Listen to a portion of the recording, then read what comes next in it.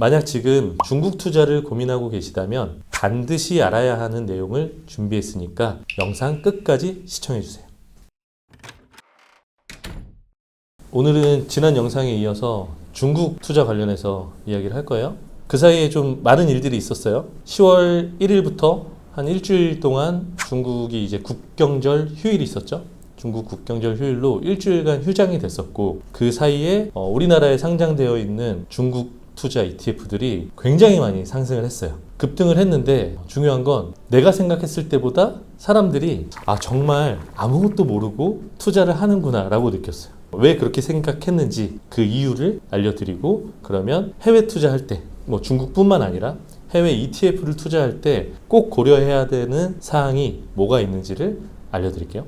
어떤 ETF를 선택해서 투자할지는 본인이 선택하면 돼요. 그런데 적어도 이거는 반드시 알아야 된다라는 내용들이 있어서 소개를 해드릴게요. 첫 번째, 우리나라에 상장되어 있는 ETF와 그리고 중국 시장에 상장되어 있는 ETF, 쉽게 말하면 본체겠죠. 본체 ETF와의 괴리율을 알고 투자를 해야 돼요.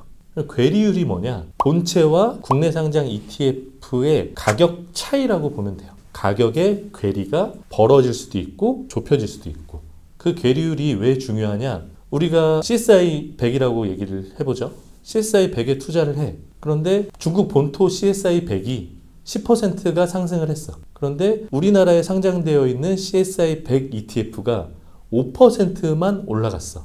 그러면 괴리율이 몇 %가 벌어진 거죠? 5%가 벌어진 거죠. 그러면 나는 중국 CSI 100 지수에 투자를 하고 있는 거잖아. 그런데 수익률이 따라가지 못하잖아.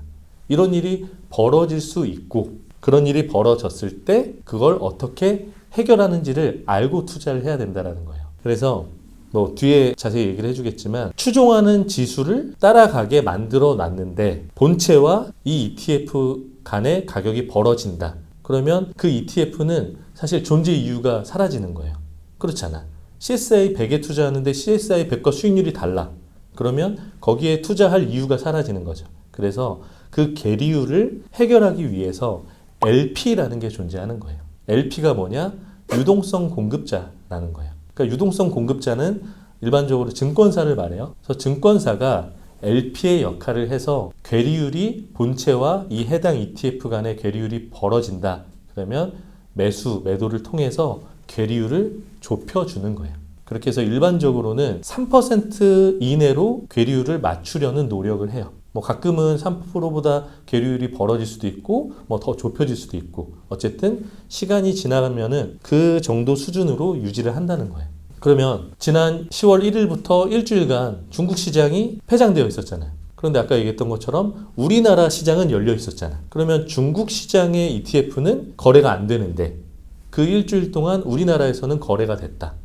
그럼 당연히 우리가 뭘 예상해 볼 수 있죠? 괴리율이 생기겠구나. 그리고 일반적인 괴리율보다 더 크게 생기겠구나. 이걸 예상을 해야 되는 거예요. 그러면 괴리율이라는 거는 플러스로도 생길 수 있고 마이너스 방향으로도 생길 수 있단 말이에요.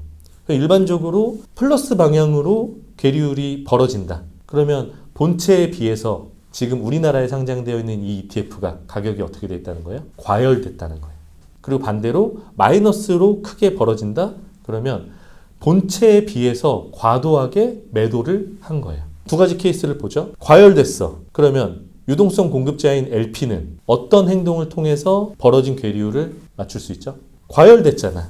그러니까 LP가 갖고 있는 주식을 ETF를 매도해서 가격을 낮추게 되는 거예요. 그래야 벌어진 플러스 괴리율이 좁혀지겠죠. 반대로 마이너스 괴리율이 커졌다. 그러면 매수를 통해서 가격을 끌어올리는 거예요.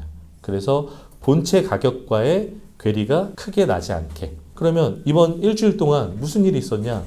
예를 들어서 가장 공격적으로 투자하는 차이넥스트 심천시장의 ETF의 경우 괴리율이 30%대까지 벌어진 거예요. 그러니까 본체에 비해서 30% 이상 과열이 된 거예요. 그러면 사람들이 이거를 일부 아는 사람들도 있고 모르는 사람도 있었겠지만 괴리율이 이렇게 벌어졌는데 이걸 사는 거는 미친 거 아니야? 왜 사? 이렇게만 바라볼 수는 없는 거예요.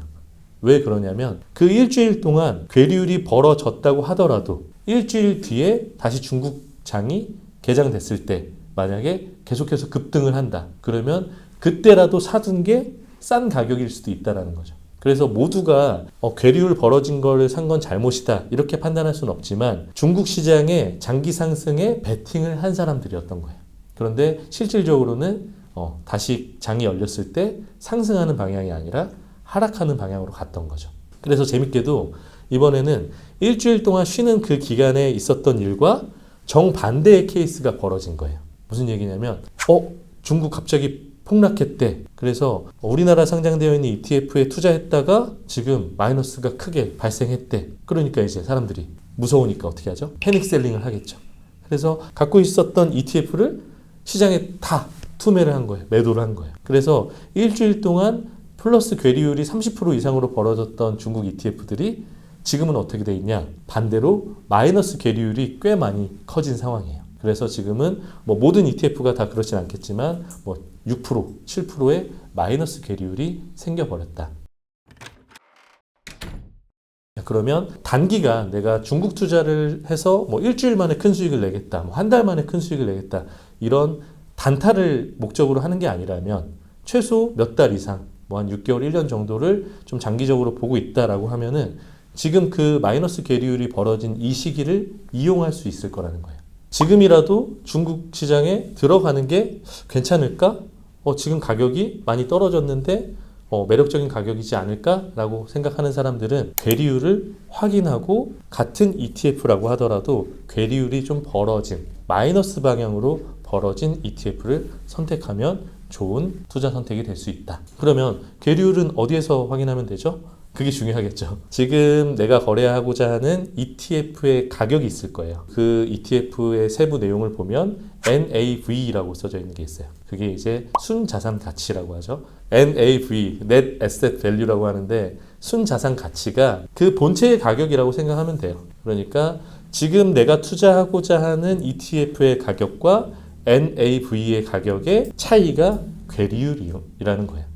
그래서 그게 빨간색으로 표시되어 있으면 플러스 괴리율, 파란색으로 마이너스 표시가 되어 있으면 마이너스 괴리율이다. 그러니까 같은 지수에 투자를 하더라도 마이너스 괴리율 쪽으로 있는 것을 선택하는 것이 유리하다. 지난 한 2주일 동안 중국 ETF, 중국 투자 관련해서 중국은 투자하는 게 맞다, 혹은 중국 투자하면 패가 망신한다, 의견이 굉장히 팽팽하게 갈리고 있는데 저는 어느 한쪽이 맞다 이런 이야기를 하는 게 아니라 중국 투자를 할 거라면 적어도 괴리율에 대한 개념, 그리고 괴리율이 플러스로 벌어졌을 때, 마이너스로 벌어졌을 때 어떻게 우리가 행동을 해야 되는지 적어도 이런 것 정도는 알고서 투자해야 된다라는 이야기를 하고 싶었어요. 이해가 됐죠? 그럼 질문이 없다면 수업 끝.